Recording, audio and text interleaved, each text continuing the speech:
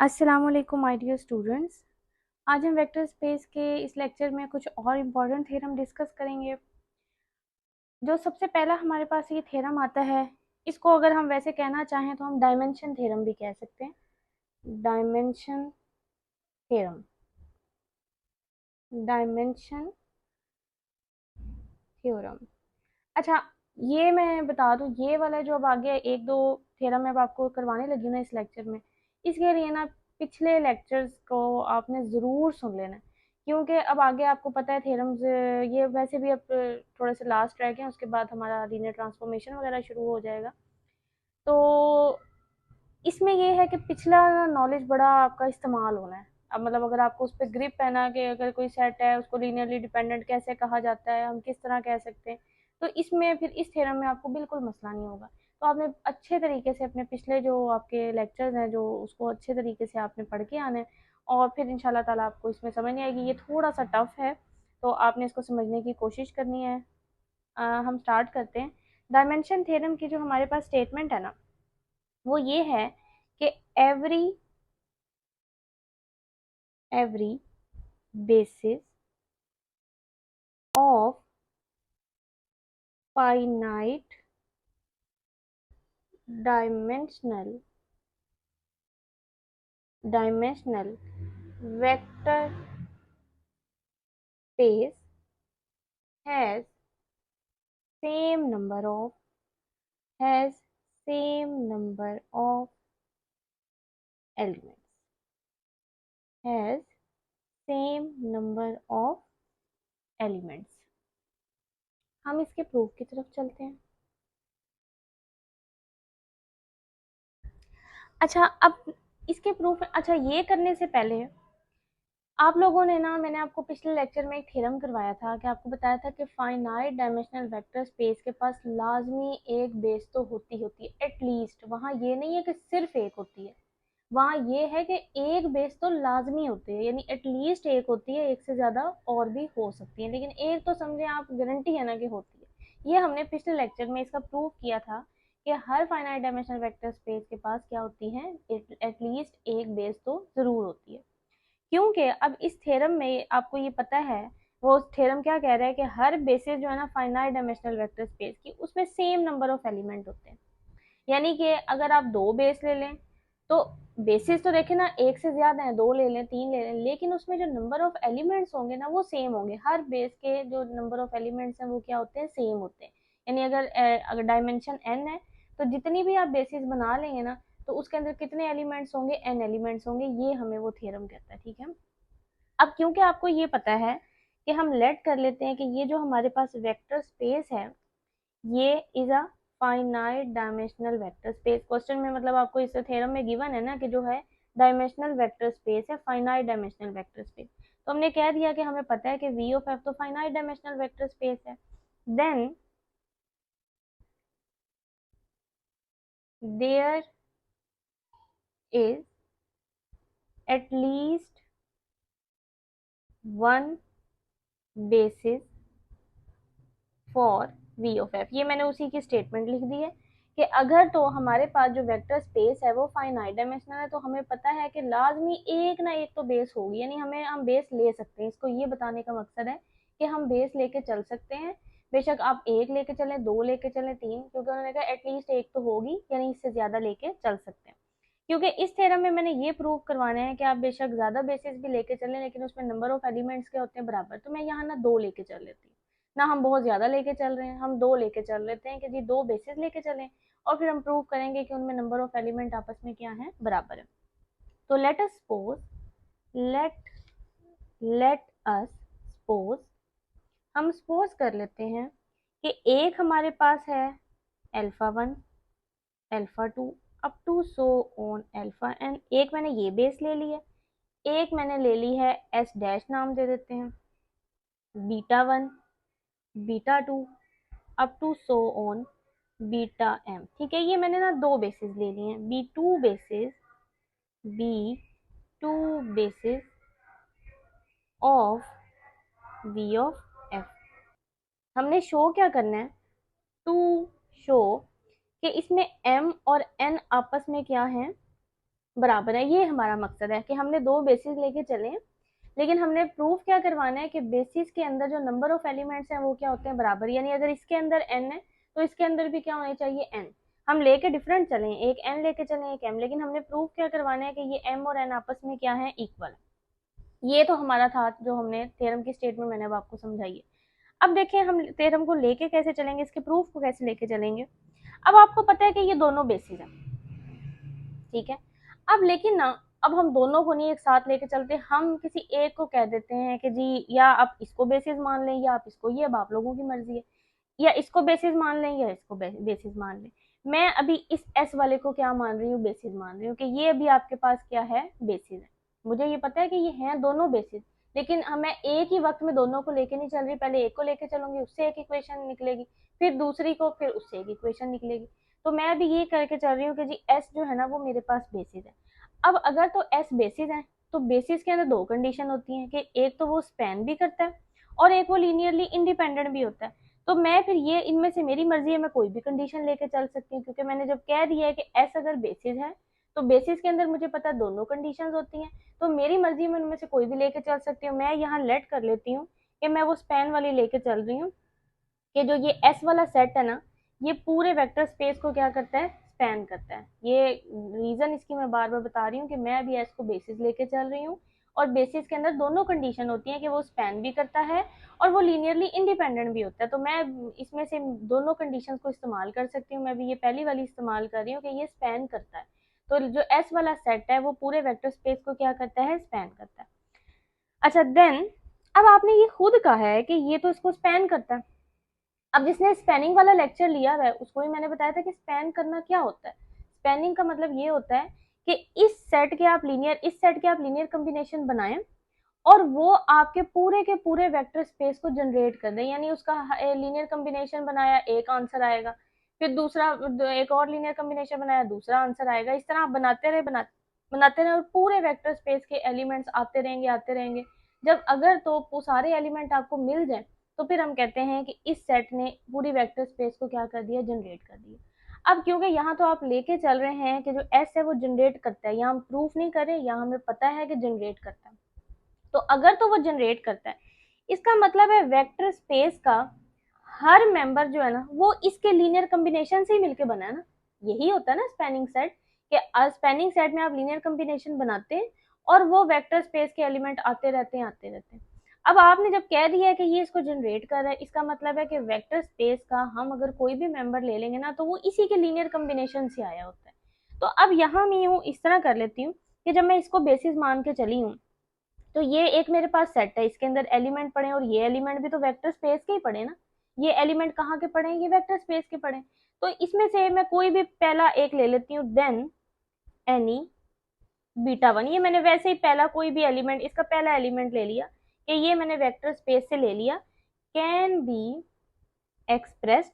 तो फिर मैं इसको लिख सकती हूँ इसके लीनियर कॉम्बिनेशन के तौर पे। ठीक है, अगेन मैं बता रही हूँ कि ये अगर इसको जनरेट करता है तो अगर आप इसका कोई भी एलिमेंट लेंगे तो वो इसके लीनियर कॉम्बिनेशन के तौर पे लिखा जा सकेगा।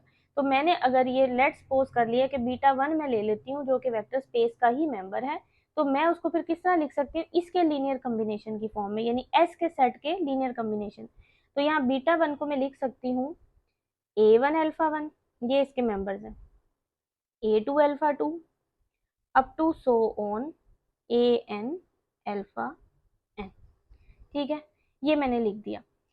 अब मैंने एक सेट बना रही हूँ S1 जिसमें मैं इस बीटा को शामिल कर रही हूँ, beta one alpha two up to so on alpha N.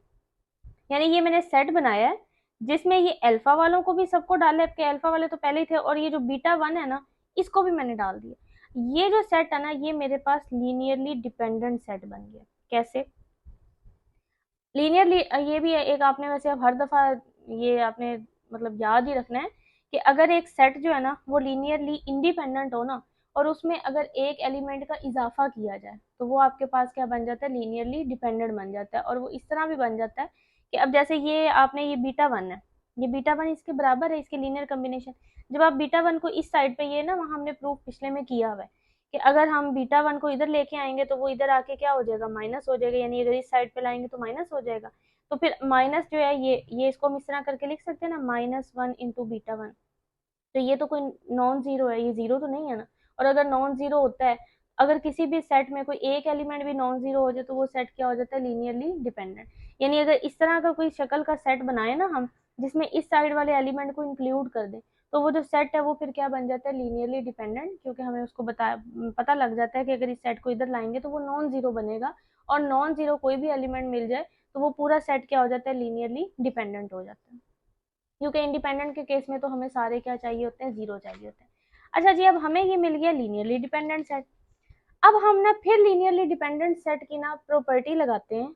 ये प्रॉपर्टी मैंने आपको लेक्चर्स में पढ़ाई हुई है कि अगर कोई भी सेट लीनियरली डिपेंडेंट होता है ना, तो उस सेट में से आप कोई भी एलिमेंट लें तो वो अपने से प्रीसीडिंग एलिमेंट्स के लीनियर कम्बिनेशन की फॉर्म में लिखा जा सकता है। तभी मैंने कहा कि पिछले लेक्चर्स आपने अच्छे तरीके से पढ़ के आने हैं, तो ये आपको अच्छे तरीके से समझ आएगा कि लीनियरली डिपेंडेंट की ये प्रॉपर्टी होती है कि अगर कोई सेट लीनियरली डिपेंडेंट है तो उस सेट में से आप कोई भी वेक्टर लें तो वो अपने से जो बाकी वेक्टर्स होते हैं, पिछले वेक्टर्स हो गए, उनके लीनियर कम्बिनेशन की फॉर्म में लिखा जा सकता है। अब क्योंकि ये सेट लीनियरली डिपेंडेंट है, then we can find alpha I, कि मैं कोई भी, यहाँ मैंने अल्फा आई ले लिया क्योंकि इस सेट का कोई भी एलिमेंट लेना है, मैंने अल्फा आई ले लिया, such that we can express it as a linear combination of other vectors। ठीक है, ये मैं वही लगा रही हूँ। अच्छा, कि इनको मैं लीनियर कम्बिनेशन के तौर पे लिख सकती हूँ दूसरे वेक्टर्स में। Then cast out alpha I from S1। अच्छा, ये बात अब मैंने क्या लिखी है इसको भी जरा गौर से सुने। अब देखें ना, ये सेट लीनियरली डिपेंडेंट है। अब ये लीनियरली डिपेंडेंट किसी एक वेक्टर की वजह से ही आ रहा है ना, क्योंकि ये कोई एक वेक्टर इसके अंदर पड़ा है जो कि नॉन जीरो है, उसकी वजह से ये सेट क्या हो रहा है, लीनियरली डिपेंडेंट हो रहा है। और वो मैंने फिर क्या कह दिया, उसको मैंने, उस एलिमेंट को, उस वेक्टर को मैंने किसका नाम के दे दिया, अल्फा आई का। मैंने यहाँ यही लिया ना कि ये लीनियरली डिपेंडेंट है, तो हम लीनियरली डिपेंडेंट अगर होता है तो हम एक ऐसा वेक्टर ले सकते हैं, फाइंड कर सकते हैं, जो अपने बाकी जो बच जाते हैं उसके लीनियर कम्बिनेशन की फॉर्म में लिखा जा सकता है, और वही एलिमेंट जो होता है ना वो नॉन जीरो होता है। तो मैंने उसको अल्फा ई का नाम दिया। इसका मतलब है ये वाला जो वेक्टर है ना, ये मसला कर रहा था इस सेट को लीनियरली डिपेंडेंट बनाने में। तो अगर मैं इस वेक्टर को निकाल दूं तो फिर तो मसला नहीं करेगा ना, जो डिपेंडेंट होने में मसला कर रहा था, मैं अगर उसको निकाल दूं तो फिर बाकी जो पीछे सेट बचेगा वो तो मसला नहीं करेगा। तो इस वजह से मैंने ये बात लिखी है कि then cast out alpha I from S1, कि मैं इस S1 वाले सेट में से इस अल्फा आई को निकाल देती हूँ, क्योंकि इसकी वजह से मेरा सेट लीनियरली डिपेंडेंट हो रहा था। तो मैं लीनियरली डिपेंडेंट नहीं चाह रही, क्योंकि बेसिस के लिए मुझे लीनियरली इंडिपेंडेंट ही चाहिए होता है, डिपेंडेंट नहीं चाहिए होता। मैं लीनियरली इंडिपेंडेंट ही इसको रखना चाह रही हूँ, तो इसलिए मैंने इसको कास्ट आउट कर दिया। अब जब मैंने इसको निकाल दिया तो मेरे पास एक नया सेट आएगा, एंड डिफाइन, और उस सेट को मैं S2 का नाम दे देती हूँ, और उसमें क्या होगा, बीटा वन तो होगा, अल्फा वन भी होगा, अल्फा टू भी होगा, अल्फा आई -1 भी होगा, लेकिन अल्फा आई नहीं होगा, मैंने वो निकाल दिया। तो फिर अल्फा आई +1 और up to so on alpha N होगा। ठीक है, और क्लियरली ये भी स्पैन करेगा। ठीक है, ये भी वेक्टर स्पेस को क्या करेगा, स्पैन, क्योंकि अगर ये वाला जो सेट है ये वेक्टर स्पेस को जो है वो स्पैन कर रहा है, तो अगर आप इसके अंदर कुछ एलिमेंट्स का इजाफा कर दें तो वो वाला एलिमेंट भी हमेशा क्या करता है, स्पैन करता है। इजाफा करने से कुछ नहीं होता, मतलब अगर आपका ये वाला सेट स्पैन कर रहा है, ये वाला अल्फा वन से अल्फा एन तक, तो ये वाला भी करेगा, और ये वाला एलिमेंट भी क्या करेगा, इसको स्पैन करेगा। ठीक है, अच्छा, देन अगेन अब फिर हम इस तरह ही करते हैं। अब वही प्रोसीजर हम ना, अब यही वाला प्रोसीजर हम जस्ट लाएंगे कि अगर तो ये वाला स्पैन करता है, S2 वाला वेक्टर स्पेस को क्या करता है, स्पैन करता है, तो हम वेक्टर स्पेस का फिर एक और एलिमेंट लेंगे और हम कहेंगे कि वो इसके लीनियर कम्बिनेशन की फॉर्म में लिखा जाएगा। क्योंकि वो अगेन वही बात है कि अगर ये इसको स्पैन करता है तो इसका मतलब है कि इसके जो भी वेक्टर है ना वो इसके लीनियर कॉम्बिनेशन बनने की वजह से हमारे पास आए हैं। ये देखें ना, बिल्कुल वही प्रोसीजर है। पहले हमने कहा था ये इसको स्पैन करता है, तो हमने कहा था वेक्टर स्पेस में से एक एलिमेंट लें, तो वो लीनियर इसके लीनियर कॉम्बिनेशन की फॉर्म में लिखा जाएगा एस वाले सेट के। अब यही प्रोसीजर हम दोबारा इसको करते हैं कंटिन्यू, कि अगर एस टू वाला स्पैन कर रहा है तो फिर हम वेक्टर स्पेस में से कोई दूसरा एलिमेंट लेंगे। पहले मैंने बीटा वन लिया था, मैं बीटा टू ले लेती हूँ। तो मैं क्या कर रही हूँ, देन अगेन मैंने ले लिया beta two belongs to V can be written as, वो फिर एस टू के लीनियर कॉम्बिनेशन की फॉर्म में लिखा जाएगा। तो हम ऐसे करते हैं कि बीटा टू को लिख लेते हैं बी वन बीटा वन, ये इसके लीनियर कॉम्बिनेशन की, फिर एक दूसरा स्केलर और ये इस वेक्टर के साथ मल्टीप्लाई होगा B three alpha two up to so on B I alpha I minus one, फिर बी आई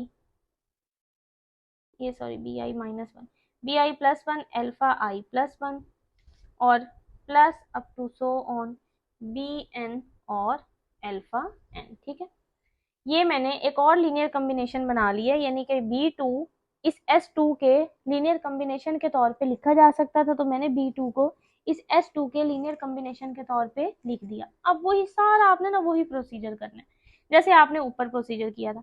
क्या आपने पहले कहा था कि बीटा वन वी से लिए, तो बीटा वन को हमने एस के लीनियर कॉम्बिनेशन के तौर पे लिखा था, फिर मैंने एक सेट बनाया था जिसमें मैंने इस बीटा वन को शामिल कर लिया था। तो यहाँ भी मैं अभी एक सेट बनाऊंगी। पहले हम एस टू तक हमने नाम दे दिया, तो अब हम अगला नाम देते हैं एस थ्री, जिसमें मैं इस बीटा टू को शामिल कर लेती हूँ, बीटा टू, और बाकी पिछले वाले तो सारे वैसे ही होंगे, beta one one alpha two alpha I minus one alpha I plus one up to so on alpha N. ठीक है, क्या है, पिछले वाले तो सारे एलिमेंट हैं और बस मैंने बीटा टू को भी इस सेट के अंदर क्या कर दिया, शामिल। अब फिर अगेन वही बात आ गई है कि जब मैंने इस बीटा टू को शामिल कर दिया तो अब जो सेट बनेगा ना वो लीनियरली डिपेंडेंट होगा। वो अब क्या बन जाएगा, लीनियरली डिपेंडेंट। इसकी भी वही रीजन है कि जैसे यहाँ मैंने आपको बताया था कि बीटा टू जब इस साइड पे आएगा ना, इस सेट के अंदर आएगा, यानी अगर आप इसको इस साइड पे उठा के ले जाते हैं तो बीटा टू इधर आके माइनस होगा, और माइनस होने की वजह से वो माइनस वन बीटा टू और ये वाला एलिमेंट तो नॉन जीरो है, और नॉन जीरो किस सेट में होता है, लीनियरली डिपेंडेंट में होता है। इंडिपेंडेंट में सारे जीरो होते हैं। तो ये वाला जो सेटअप मेरे पास नया आएगा ना, ये लीनियरली डिपेंडेंट होगा। अब अगेन वही आर्ग्यूमेंट यूज करेंगे कि अगर तो ये सेट लीनियरली डिपेंडेंट हो गया तो इस सेट में से हम कोई भी एक ऐसा वेक्टर ले सकते हैं जो कि बाकी वेक्टर्स के लीनियर कॉम्बिनेशन के तौर पे लिखा जाएगा। यहाँ भी मैंने वही बात की थी कि अगर ये लीनियरली डिपेंडेंट है तो यहाँ से हम कोई भी ऐसा वेक्टर, मैंने वहाँ अल्फा आई नाम दे दिया था, कि वो अपने बाकी वेक्टर्स के लीनियर कॉम्बिनेशन के तौर पे लिखा जाएगा। अब यहाँ आप लोगों की मर्जी, आप अल्फा जे दे दें, नाम ही देना है आप कोई भी। यहाँ बस ये बताया है कि लीनियर डिपेंडेंट है तो इसी सेट का कोई एक वेक्टर होगा, लाजमी होगा, जो इस सेट के बाकी वेक्टर के लीनियर कॉम्बिनेशन के तौर पे लिखा जाएगा। तो अब मैं नाम दे देती हूँ, वही बात लिख के जैसे आपने उसमें लिखी है ना, देन वी कैन फाइंड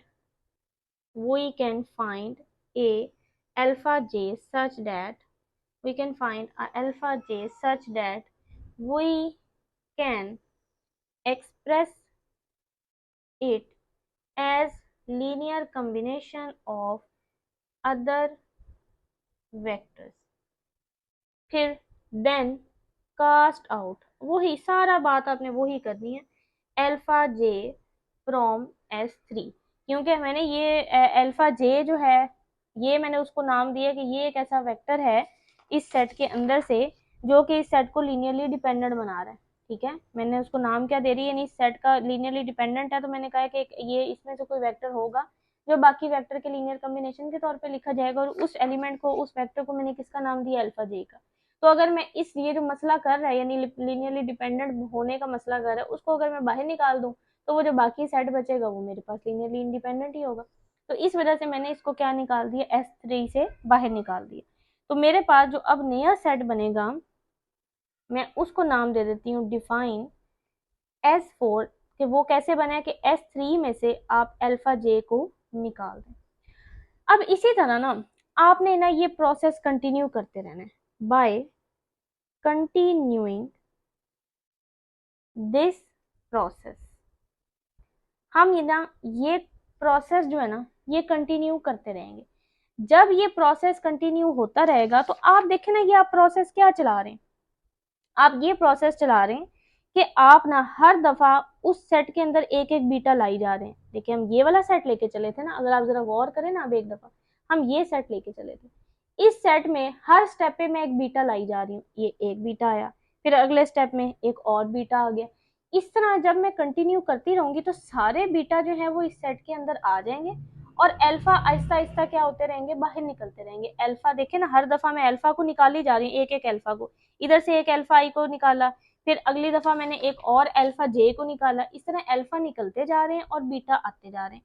तो हमने ये कहा है कि अगर हम इस प्रोसेस को कंटिन्यू करें तो ये जो बीटाज है ना हमारे पास, वो होंगे इंक्लूडिंग दैट सेट, कि वो इस सेट के अंदर शामिल होते रहेंगे, एंड वो जो अल्फाज हैं वो क्या हो जाएंगे, eliminating eliminating from that set,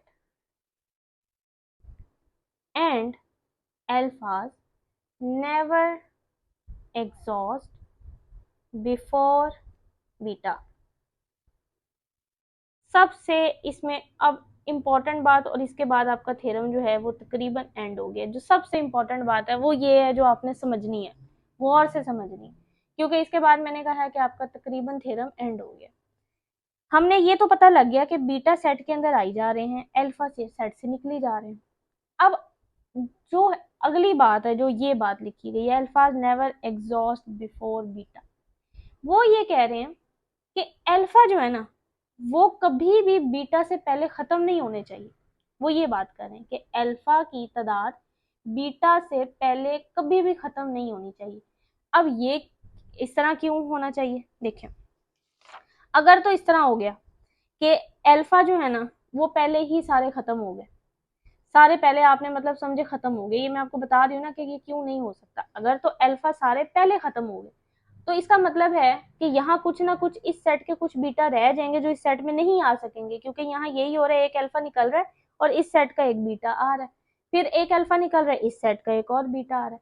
अगर तो अल्फा पहले खत्म हो जाते हैं, बीटा से भी पहले खत्म हो जाते हैं, तो इसका मतलब है कि यहाँ कुछ ऐसे बीटा रह जाएंगे जो कि इस सेट इन प्रोसेस को कंटिन्यू करते हुए इस सेट के अंदर नहीं आएंगे, क्योंकि आपने तो अल्फा को पहले ही खत्म कर दिया। तो अल्फा को आपने अगर पहले खत्म कर दिया तो इस सेट के कुछ बीटा रह जाएंगे जो यहाँ इस सेट में नहीं आ सकेंगे। तो अगर सारे बीटा नहीं आएंगे इस सेट के अंदर तो फिर हमारा ये प्रोसेस क्या इस तरह ये हम क्यों नहीं कर सकते, वो इस वजह से क्योंकि हमने कहा है कि ये सेट बेसिस है, हमने कहा है ये वाला सेट आपके पास क्या है, बेसिस है। और जो बेसिस होती है ना वो उससे अगर उसके बेसिस के अंदर m नंबर ऑफ एलिमेंट है ना, तो अगर आप उससे कोई कम नंबर वाला सेट ले लेना तो वो कभी भी वेक्टर स्पेस को जनरेट नहीं करता, क्योंकि बेसिस ही वेक्टर स्पेस को जनरेट करती है ना। ये तो आपको पता है कि बेसिस जो है वो वेक्टर स्पेस को क्या करती हैं, जनरेट करती हैं या स्पैन करती हैं। लेकिन अगर उससे हम कम नंबर वाला एलिमेंट लेते हैं, कम नंबर वाला सेट लेते हैं, तो वो वेक्टर स्पेस को जनरेट नहीं करता। इसका मतलब है कि जो हम एक सेट बनाएंगे ना वो तो फिर उसको वेक्टर स्पेस को जनरेट नहीं करेगा, वो तो फिर बेसिस नहीं बनाएगा। वो बेसिस कब बनाएगा, जब हम सारे के सारे बीटाज यानी ये पूरा का पूरा सेट बनाए, दोबारा से ये सारा का सारा क्या बनाए, सेट बनाए। तो इस वजह से ये आर्ग्यूमेंट हम ये कब दे सकते हैं कि अल्फा को बीटा से पहले आपने कभी भी खत्म नहीं करना, जब सारे बीटाज आ जाएंगे फिर अल्फा खत्म हो। तो इससे हम अगली बात क्या कर सकते हैं कि जो अल्फा की तादाद है ना वो बीटा से हमेशा आपने ज्यादा ही लेनी है, यानी ये पॉसिबिलिटी जरूरी है, ये मस्ट है। अगर अल्फा पहले खत्म हो जाएंगे तो सारे बीटा सेट के अंदर नहीं जाएंगे, और बीटा सेट के अंदर नहीं जाएंगे तो वो वाला जो सेट है वो तो फिर आपके वेक्टर स्पेस को जनरेट नहीं करेगा, और वो हमारी एक ना कंट्राडिक्शन आ जाएगी, क्योंकि हमने तो यहाँ ये बात की हुई है कि ये वाला जो बीटा वाला सेट है ना वो बेसिस है, और अगर वो बेसिस है तो वो वेक्टर स्पेस को जनरेट कर रहा है।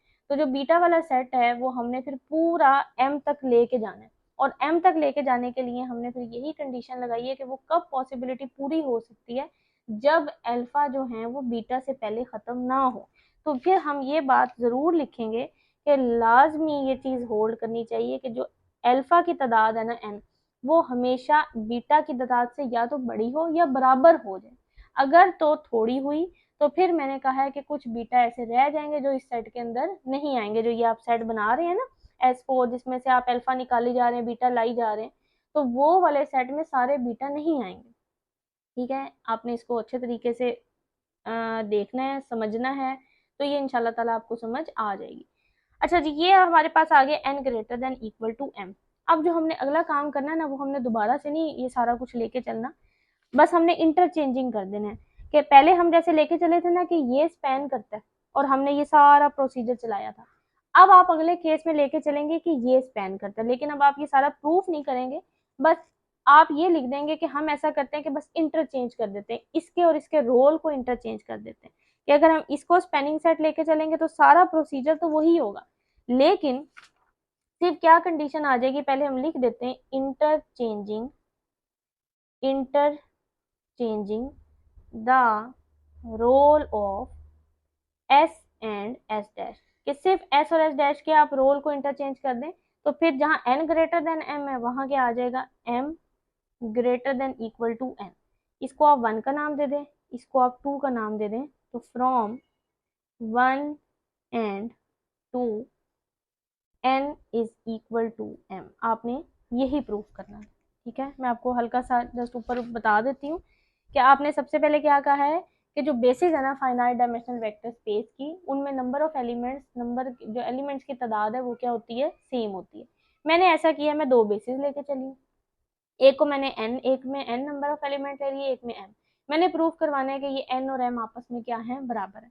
अब क्योंकि ये दोनों बेसिस हैं, तो मैं किसी एक को भी बेस लेके चलती हूँ, बेस मान के चलते हैं।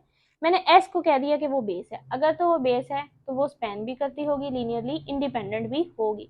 तो अगर वो स्पैन करती है तो स्पैन क्या मतलब क्या होता है कि जो भी वेक्टर स्पेस को वो स्पैन, जो भी सेट वेक्टर स्पेस को स्पैन कर रहा होता है ना, तो वेक्टर स्पेस का हर एलिमेंट इस सेट के लीनियर कॉम्बिनेशन के तौर पे लिखा जा सकता है, ये होता है स्पैनिंग सेट।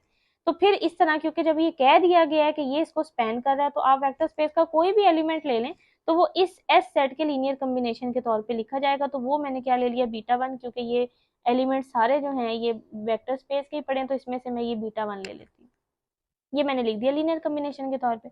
अगर मैं बीटा 1 को इस साइड पे लाऊंगी तो वो आके यहाँ माइनस हो जाएगा और हमें एक नॉन जीरो एलिमेंट मिल जाएगा, और हमने इसी के तहत एक सेट बना लिया, तो वो लीनियरली डिपेंडेंट होगा। ठीक है, बस आपने बीटा 1 को इस सेट के अंदर शामिल कर दिया, तो अब जो सेट बनेगा वो क्या बन गया, लीनियरली डिपेंडेंट।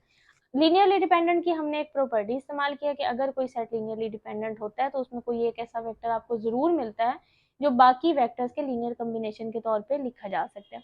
मैंने उस जो वेक्टर है उसको किसका नाम दे दिया, अल्फा आई का। आप किसी का भी यहाँ नाम दे सकते हैं, अल्फा आई का नाम दे दिया, यानी अल्फा आई मैंने इसमें से ले लिया।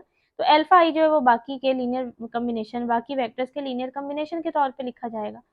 अब क्योंकि ये वाला मैंने वेक्टर जो है ना ये मसला कर रहा था, यानी ये इसको लीनियरली डिपेंडेंट बना रहा था, तो मैं उसको ना बाहर निकाल देती हूँ, क्योंकि मुझे ना इसको लीनियरली इंडिपेंडेंट ही रहने देना है, क्योंकि मैंने इस सेट तक जा रही हूँ, मैं इस सेट का इस्तेमाल करते हुए इस सेट तक जा रही हूँ, ताकि फिर ही होगा ना कि नंबर ऑफ एलिमेंट्स आपस में क्या होंगे, बराबर होंगे। तो ये वाला जो सेट है ना, एक तो इसमें सारे बीटाज हैं, और ये वाला सेट क्योंकि बेसिस है तो बेसिस में लीनियरली इंडिपेंडेंट रखना जरूरी होता है, तभी मैं उसको लीनियरली इंडिपेंडेंट ही सेट को रखना चाहती हूँ। तो इस वजह से, क्योंकि जो लीनियरली डिपेंडेंट उसको बना रहा था, आप उसको बाहर निकालते रहे, तो हमने क्या कर दिया, कास्ट आउट कर दिया अल्फा आई को उस सेट के अंदर से। तो जो नया सेट बनेगा उसमें ये इस सेट के अंदर यानी समझो सारे एलिमेंट होंगे, सिर्फ कौन नहीं होगा, अल्फा आई नहीं होगा। तो देखें, अल्फा आई -1 से अल्फा आई छोड़ दिया, अल्फा आई +1, ये एक आपके पास सेट बन गया। और ये वाला सेट भी लाजमी इसको जनरेट करेगा, क्योंकि अगर एस सेट कर रहा होता है तो अगर आप उसमें किसी एलिमेंट्स का इजाफा कर दें तो भी वो उस सेट को क्या कर रहा है, उस वेक्टर स्पेस को क्या कर रहा होता है, जनरेट कर रहा होता है। तो क्लियरली ये जो S2 वाला सेट है ये भी वेक्टर स्पेस को क्या करेगा, जनरेट करेगा। अब अगेन, अब हमने वही सारा प्रोसीजर वही किया कि फिर अगर ये इसको जनरेट कर रहा है तो वेक्टर स्पेस का एलिमेंट होगा जो S2 के लीनियर कॉम्बिनेशन के तौर पे लिखा जाएगा। फिर बीटा 2 को इस सेट में ले आए, ये सेट लीनियरली डिपेंडेंट होगा। फिर लीनियरली डिपेंडेंट की हमने प्रॉपर्टी लगा दी कि लीनियरली डिपेंडेंट होता है तो उसमें एक ऐसा वेक्टर मिलता है जो बाकी के लीनियर कॉम्बिनेशन के तौर पे लिखा जाता है। फिर हमने बस ये कहना है कि हम इस कंटिन्यू करते रहेंगे इस प्रोसेस को, तो सारे बीटा जो है वो सेट के अंदर आते रहेंगे, अल्फा बाहर निकलते रहेंगे। लेकिन वो ये कह रहे हैं कि ये काम हम कब तक करेंगे, यानी हमें कैसे पता लगेगा कि कौन ज्यादा है और कौन कम है। तो वो आगे ये बता रहे हैं कि अगर आपने सारे बीटा को सेट के अंदर लाना है ना, तो आपने अल्फा को पहले खत्म नहीं करना। अगर अल्फा पहले खत्म हो गया तो फिर सारे बीटा अंदर नहीं आएंगे, कुछ बीटा ऐसे रह जाएंगे, क्योंकि अगर अल्फा की तादाद पहले खत्म हो जाती है, क्योंकि अगर आप ना इसको ऐसे नंबरिंग के तौर पे भी देखें ना, अगर मैं ऐसा करती हूँ कि मैं अल्फा की तादाद ना कम ले लेती हूँ, ये देखिए मैं ना ये 4 ले लेती हूँ और मैं बीटा की ले लेती हूँ 5। अगर मतलब आप कहें ना भाई हम कम क्यों नहीं ले सकते, हम ज्यादा ही क्यों मान रहे, इसको समझने के लिए इस तरह करें कि आप इस तरह का सेट बना रहे हैं कि आप अल्फा को बाहर निकाली जा रहे हैं, बीटा को लाई जा रहे हैं। तो अगर इस तरह है कि मैंने ना एक बीटा को अंदर लेके आई हूँ, एक अल्फा को बाहर निकाला, अल्फा 4 गया, बीटा 1 सेट के अंदर आया, अल्फा 3 गया, बीटा 2 सेट के अंदर आया, अल्फा 2 गया, बीटा 3 सेट के अंदर आया, अल्फा 1 गया, बीटा 4। अब देखें ना, अगर आपने अल्फा को पहले खत्म कर दिया तो फिर एक बीटा रह नहीं गया जो इस सेट के अंदर नहीं आ रहा, और अगर वो इस सेट के अंदर नहीं आ रहा तो ये वाला फिर मुकम्मल सेट तो बन ही नहीं रहा, हमें ये सेट मिल ही नहीं रहा। तो फिर हम ये कह ही नहीं सकते कि मतलब ये इसको जनरेट करता है, यानी हमारा तो फिर कंटिन्यू हो ही नहीं सकता ना प्रोसेस आगे।